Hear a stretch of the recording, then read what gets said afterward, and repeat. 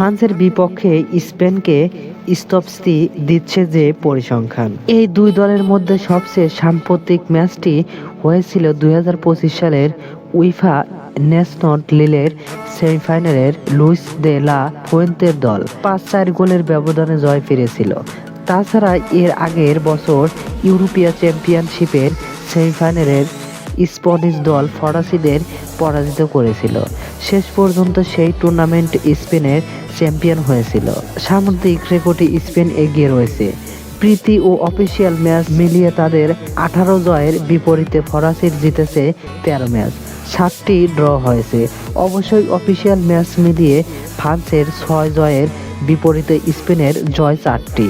বিশ্বকাপের একেবারেই দেখা হয়েছিল দুই দলের। 2006 সালের শেষ 16 খেলায় 3-1 গোলের স্পেনকে হারায় ফ্রান্স। ওইবারের ফাইনালে উঠেছিল জিনেদিন জিদানের দল। পরের আসরে ইতিহাসের গড়ে স্পেন। দলটি তাদের ইতিহাসের দ্বিতীয়বারের মতো বিশ্বকাপের শীর্ষ 4 জায়গায় করে নিয়েছে একবার। এর আগের বার ছিল 2010 সালের দক্ষিণ আফ্রিকার আসরে। ওইবার তারা প্রথম ও এখন পর্যন্ত একমাত্র বিশ্ব চ্যাম্পিয়নকে মুকুট জিতেছিল।